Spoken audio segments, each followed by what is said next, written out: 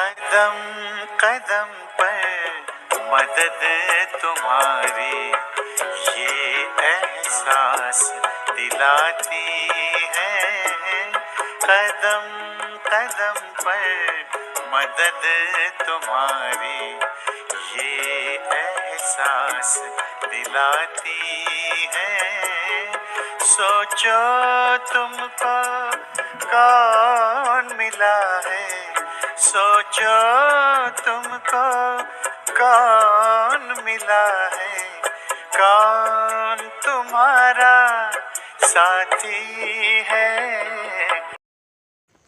Om Shanti 7 December 2024 साकार मुरली मुरलीर मुख्य point रे बाबा कहते मिठे बचे कर्म उपरे ही सबु किछि निर्भर करे, तेणु सर्वदा ध्यान रहु जे मायार बशीभूत होई मो द्वारा कौनसी ओलटा कर्म न हेउ जार दंड भोग करबाकू पड़िबो।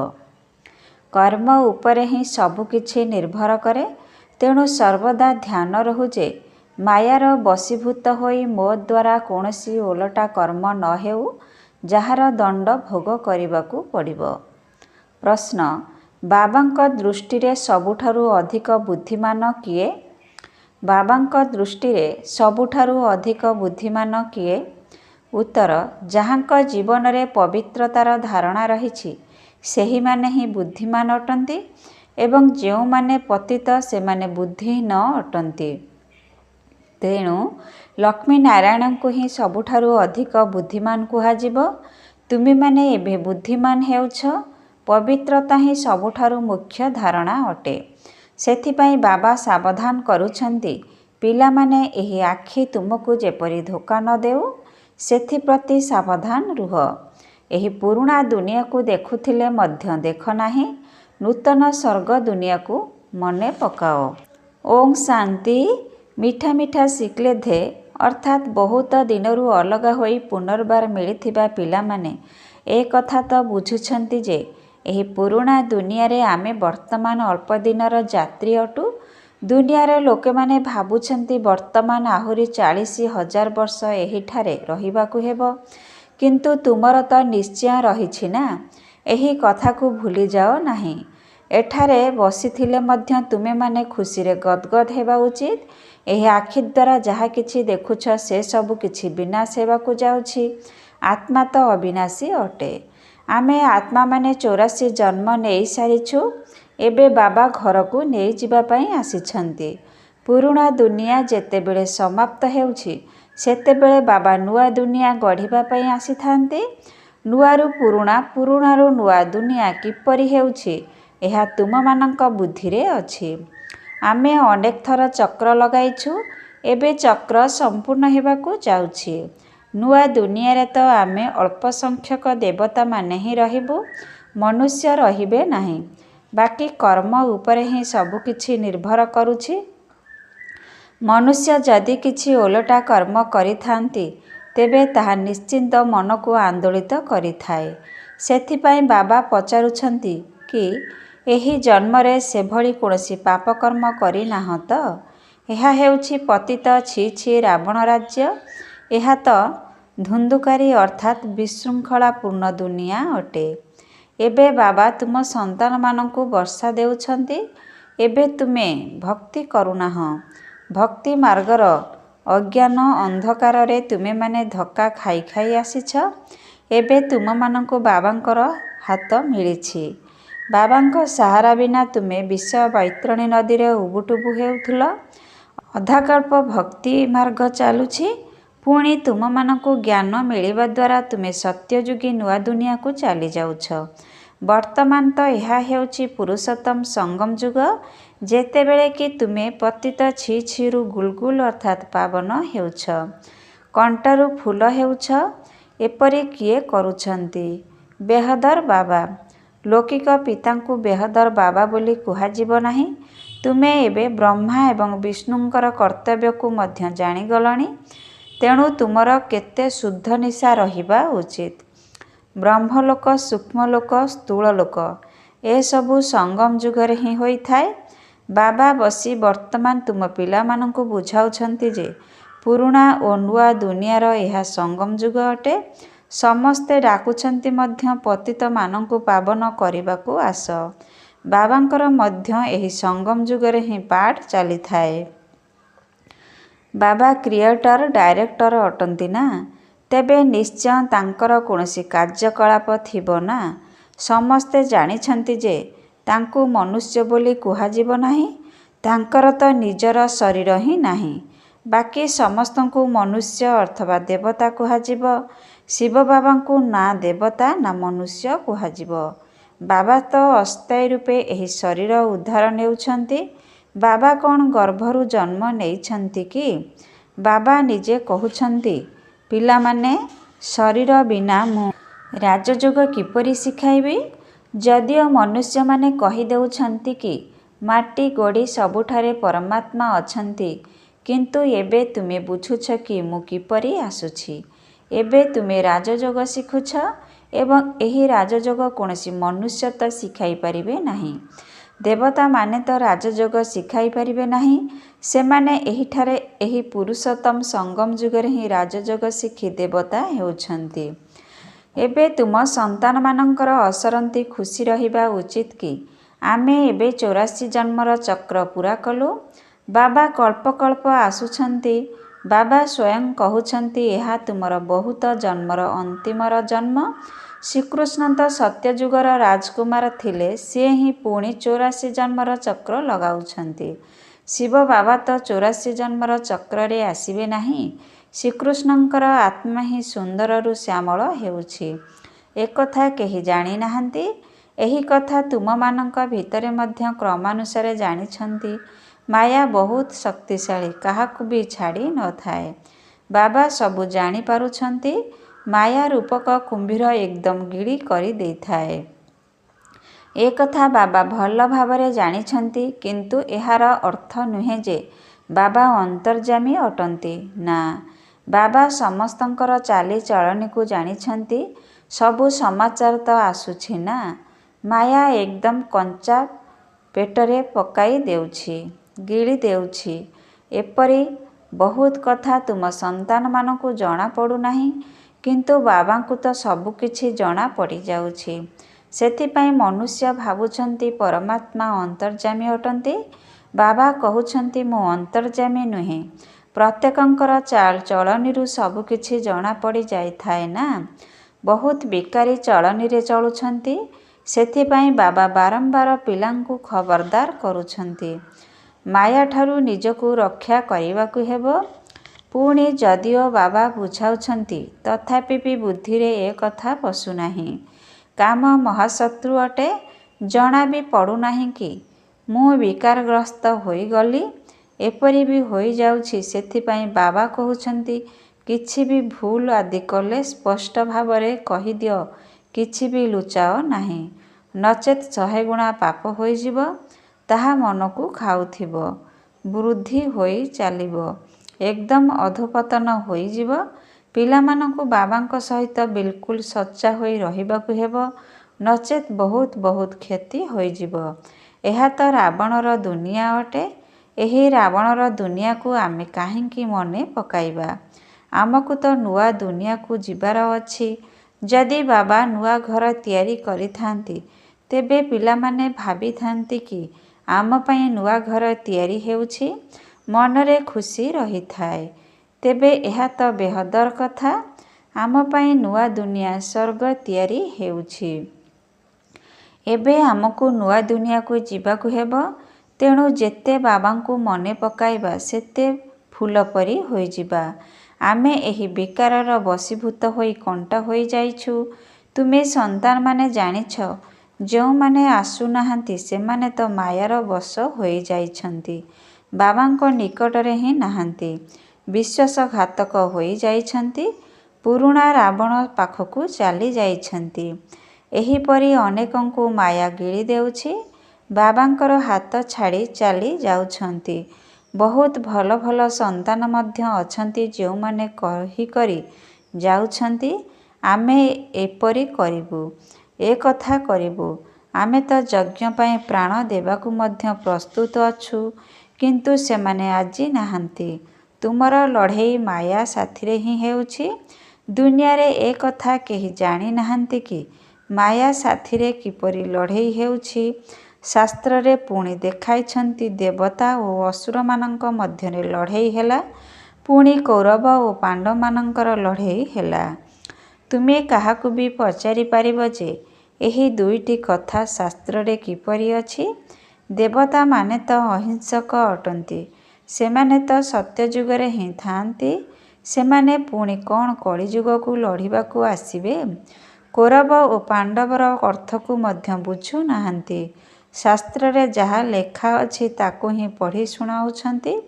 ବାବା ତ ସମ୍ପୂର୍ଣ୍ଣ ଗୀତା ପଢ଼ିଛନ୍ତି।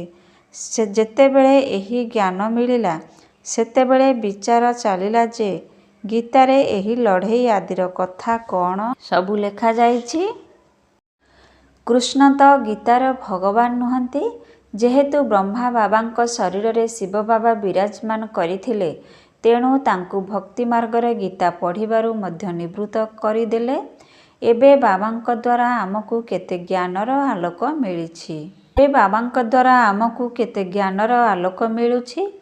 ଆତ୍ମାକୁ ହିଁ ଜ୍ଞାନର ଆଲୋକ ମିଳିଥାଏ। ସେଥିପାଇଁ ବାବା କହୁଛନ୍ତି ନିଜକୁ ଆତ୍ମା ନିଶ୍ଚୟ କରି ବେହଦର ବାବାଙ୍କୁ ମନେ ପକାଅ। ଭକ୍ତିରେ ମଧ୍ୟ ତୁମେମାନେ ମନେ ପକାଉଥିଲ, କହୁଥିଲ ଆପଣ ଆସିଲେ ଆମେ ସମର୍ପଣ ହୋଇଯିବୁ। କିନ୍ତୁ ବାବା କିପରି ଆସିବେ, ତୁମେ କିପରି ସମର୍ପଣ ହେବ ଏ କଥା ଜାଣି ନଥିଲେ। ବର୍ତ୍ତମାନ ତୁମେ ସନ୍ତାନମାନେ ବୁଝୁଛ ବାବା ଯେପରି ଅଟନ୍ତି ଆମେ ଆତ୍ମାମାନେ ମଧ୍ୟ ସେହିପରି ଅଟୁ। ବାବାଙ୍କର ହେଉଛି ଅଲୌକିକ ଜନ୍ମ। ତୁମକୁ କେତେ ଭଲ ଭାବରେ ପଢ଼ାଉଛନ୍ତି।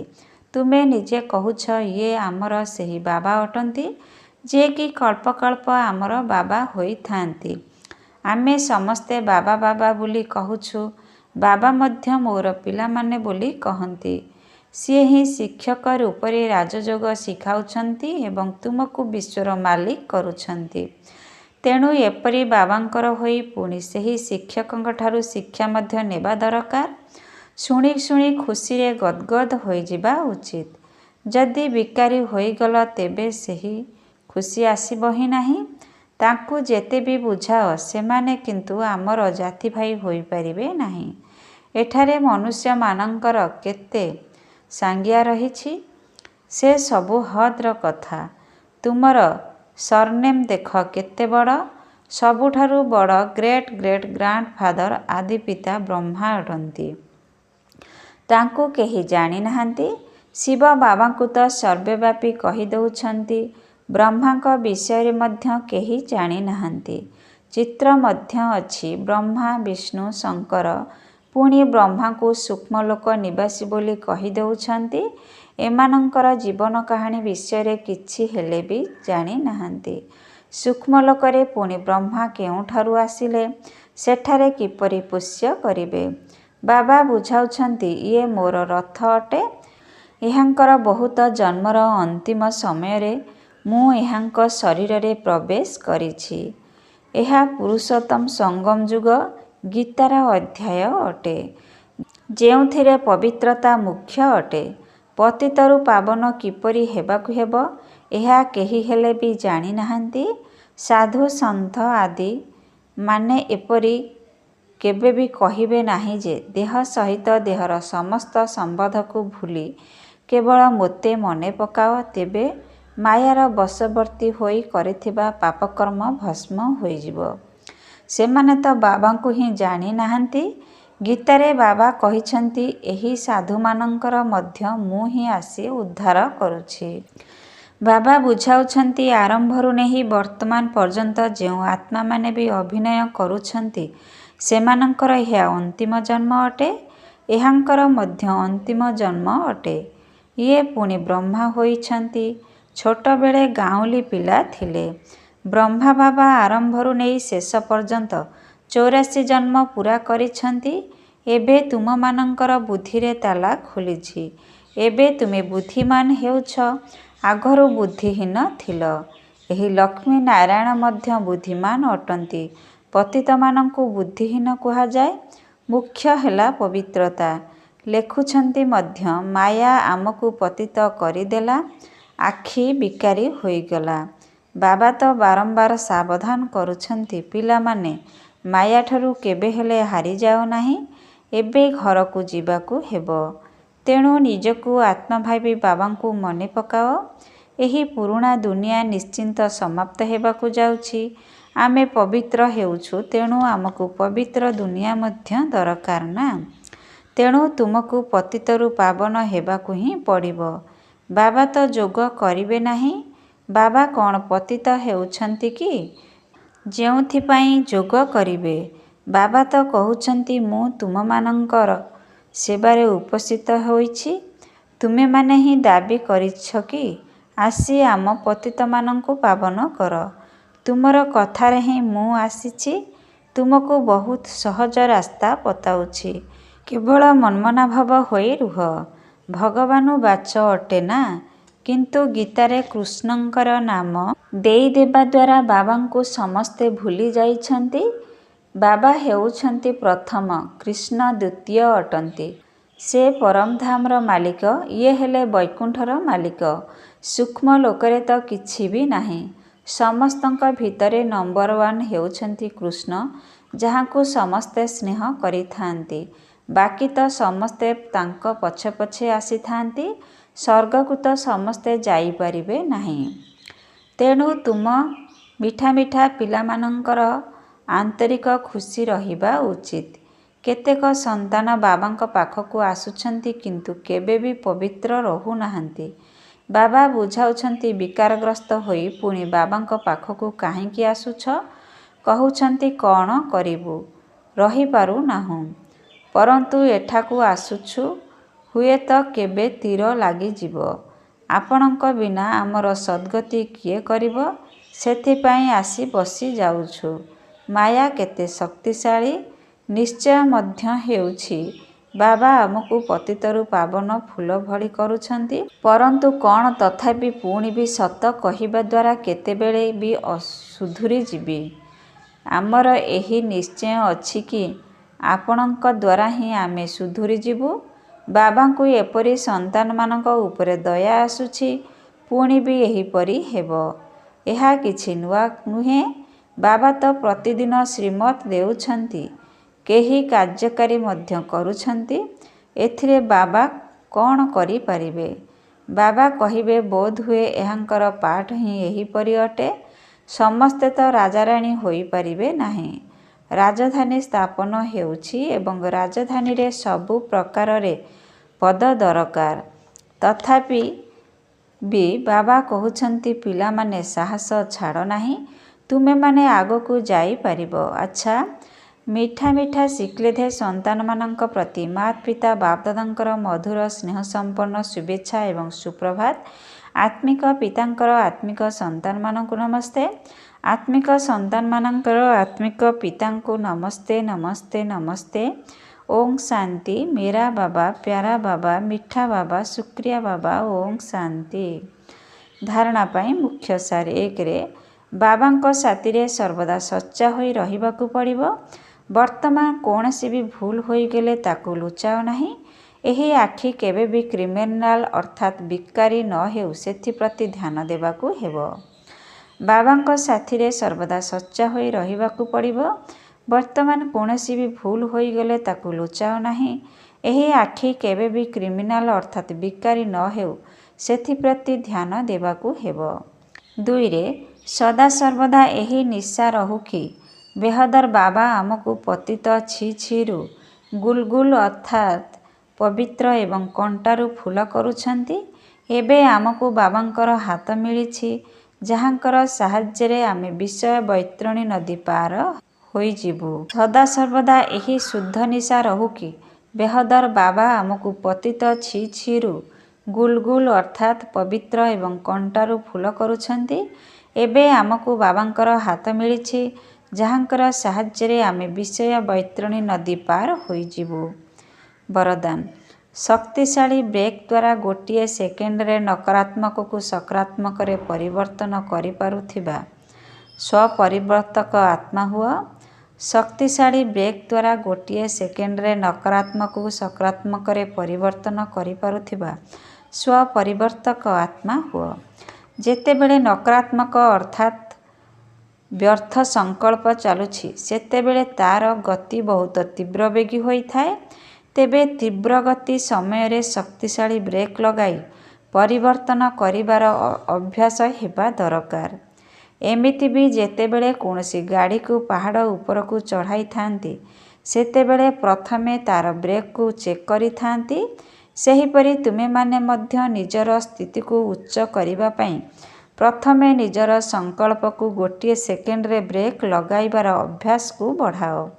ଯେତେବେଳେ ନିଜର ସଂକଳ୍ପକୁ ବା ସଂସ୍କାରକୁ ଗୋଟିଏ ସେକେଣ୍ଡରେ ନକାରାତ୍ମକରୁ ସକାରାତ୍ମକକୁ ପରିବର୍ତ୍ତନ କରିନେବ ସେତେବେଳେ ହିଁ ନିଜର ସ୍ୱପରିବର୍ତ୍ତନ ଦ୍ୱାରା ବିଶ୍ୱ ପରିବର୍ତ୍ତନର କାର୍ଯ୍ୟ ସମ୍ପନ୍ନ ହେବ। ସ୍ଲୋଗାନ ନିଜ ପ୍ରତି ଏବଂ ସର୍ବ ଆତ୍ମାମାନଙ୍କ ପ୍ରତି ଶ୍ରେଷ୍ଠ ପରିବର୍ତ୍ତନର ଶକ୍ତିକୁ କାର୍ଯ୍ୟକାରୀ କରୁଥିବା ଆତ୍ମାମାନେ ହିଁ ସଚ୍ଚା କର୍ମଯୋଗୀ ଅଟନ୍ତି। ନିଜ ପ୍ରତି ଏବଂ ସର୍ବ ଆତ୍ମାମାନଙ୍କ ପ୍ରତି ଶ୍ରେଷ୍ଠ ପରିବର୍ତ୍ତନର ଶକ୍ତିକୁ କାର୍ଯ୍ୟକାରୀ କରୁଥିବା ଆତ୍ମାମାନେ ହିଁ ସଚ୍ଚା କର୍ମଯୋଗୀ ଅଟନ୍ତି।